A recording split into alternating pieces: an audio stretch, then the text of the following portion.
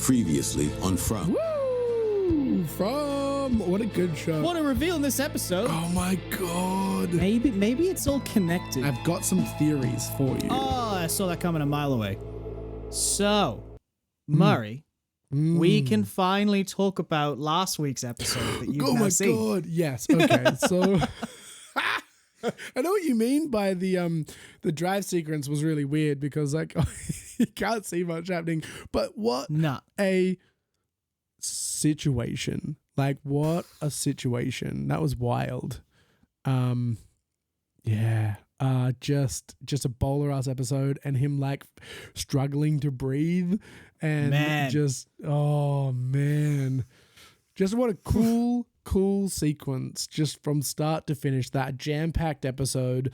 And what a crazy, like I think it might be bad writing because I can't tell.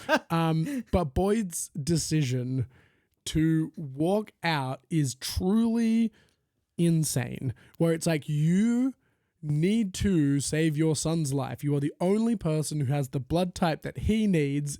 If you can't give it to him, you'll die.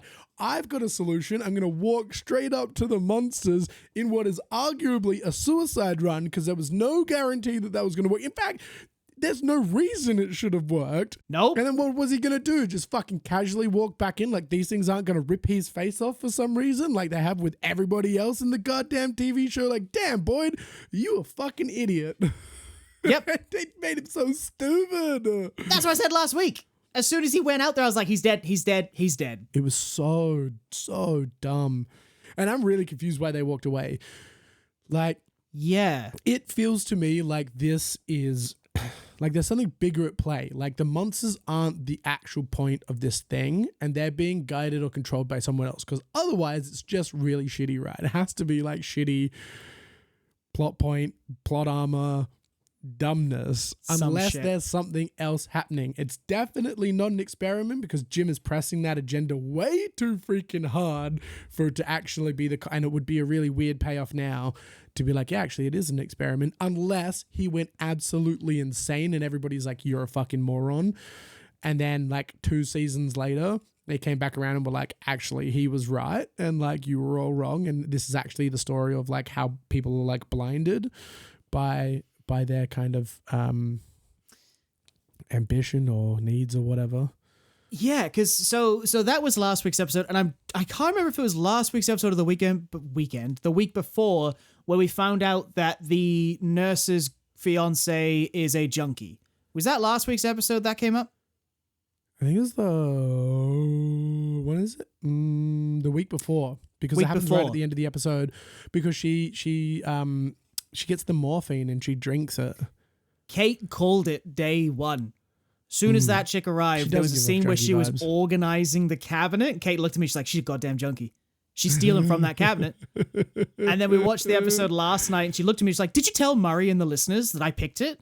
I was like, yes, babe, of course I did. So this is me playing it safe by making sure I mentioned that Kate called that. Do you know what else she called?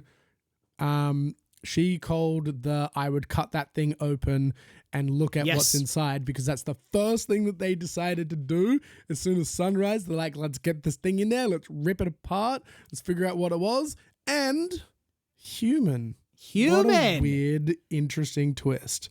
Yeah. So let's get into this week's episode. That's a great segue, Murray. That was perfectly done, professionally done. So this week's episode opened with them arguing about bringing it inside or not. And Kenny had that moment with Sarah? Is her name Sarah? I don't know what her name. No, Sarah's the other chick. Who the hell's the nurse doctor woman? We're so bad at names in the show, guys. No. We need to learn it. You've watched it twice. They say her name the most. Oh my God. I actually have to Google it because they say her name a lot. I got nothing. No names are coming to mind right now. Oh, come on, brain. Where is she? How's she not at the freaking front? There she is, Christy.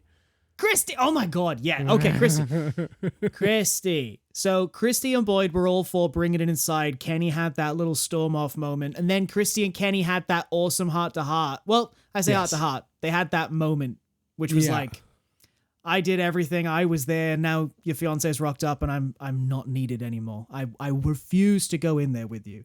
I thought that was a pretty cool, good on you, Kenny, for spitting the truth, bro. Yeah.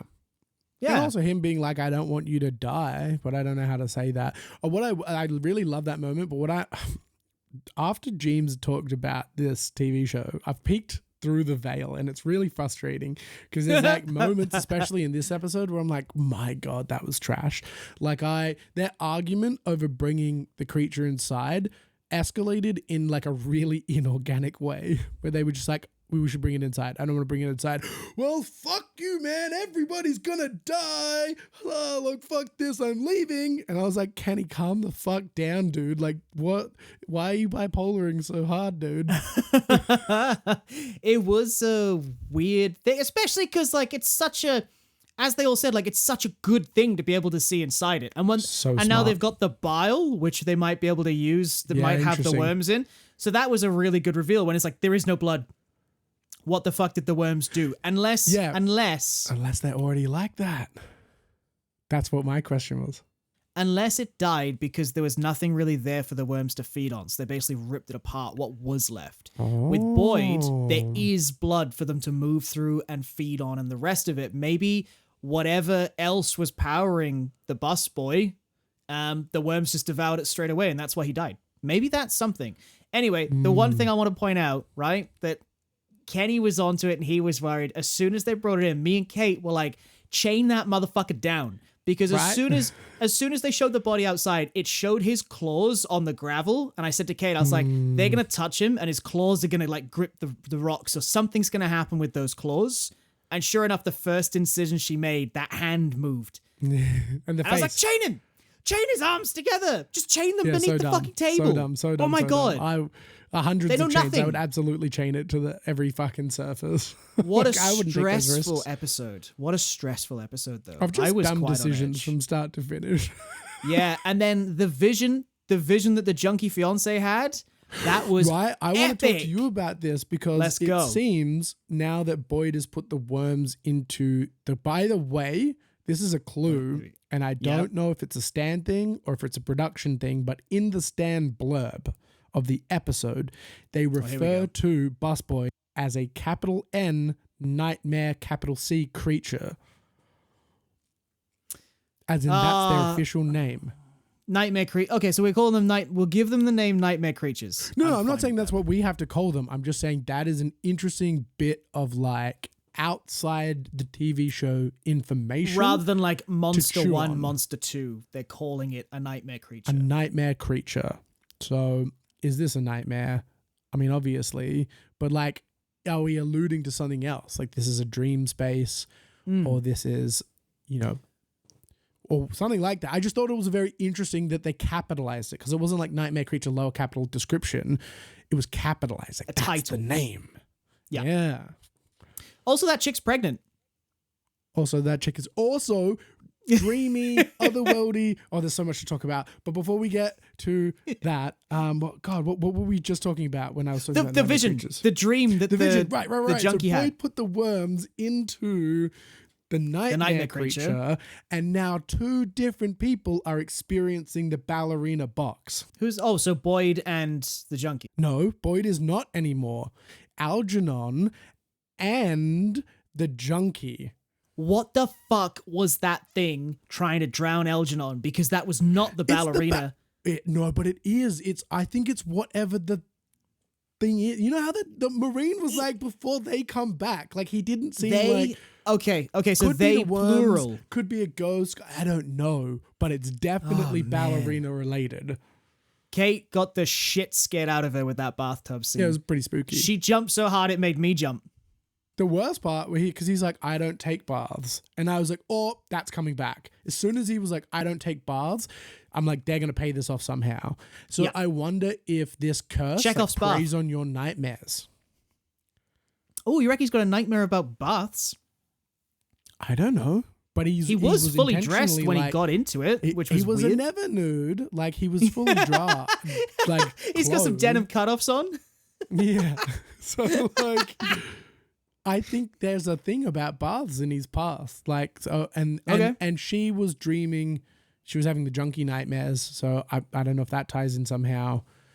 But 2 people experiencing ballerina, how exciting. Also, Fatima is being pregnant. Which is another thing that alludes to otherworldly limbo, afterlife, or dream space. She was medically impossible for her to have a baby, and now she's having a baby, and as she theorizes, this is the world is to torture her. Yes, which is a very interesting thought about it. I loved Donna's reaction. That made me so happy how happy Donna got. So nice. So good. Such a nice character turn. And she is, I just have to take my hat off to her. She's a phenomenal actor. I think she is just like by far and large one of the standouts on that TV show. She's incredible. I honestly feel like a lot of them are. There's not many actors in this show that I don't think much of, except for the daughter. And I think that's only because her character is just such a piece of shit. And she was the whole first season. Was a typical, teenager. She was being like a bratty teenager. Yeah. So I just didn't like Sarah in the first season. I liked how spoopy she was. It was like, oh, this bitch be crazy. I liked the character. I didn't really love the performance. Felt a little bit like tonally one-noted compared to everybody else. She was very much like, oh, I am the broken girl, and now I see the spooky things. And it's like, but maybe that's down to bad writing again, going back to what James has been saying about the show. Absolutely. It could be. This show feels like it's built week to week. It feels like it's taking the soap opera approach rather than being like full season planned out. Oh, also Tabitha talking about the dead kids' ghost thingies. With Jade, which I loved, and then he spoke about his Civil War people just after you mentioned it all last week, which was cool. And then she said it was down in the tunnels, and he was like, "What tunnels?" And I was like, the tunnels as well. Did you notice that symbol when you rewatched that scene in the tunnels? I did not. I want to go back and see if it's there, like if it's actually just there on the walls. The thing I can think of is the cage that has the little spoopy kid monster in it. I think the bars curve. Oh, okay. But I'm unsure. We need to. Oh my god, we need to go back. Yeah, I don't think I watched that episode with Paris, so I'd need to go back and rewatch that episode. Because I'm still curious about that kid that was caged up. Is that a real kid? Because why was it caged? Like, so many questions. But a great episode. A great 2 episodes in a row. Fantastic. There is also something that I wanted to talk to you about, which is the design of the eyes on the nightmare creatures is really interesting to me because they're like husky and hollow, and it looks like they have no pupil, but it also looks like the mouth of a worm. Oh, okay. Yeah, because I kind of saw like an anglerfish style. Or an angler. I saw like fish eyes and like barbed teeth is how I saw it.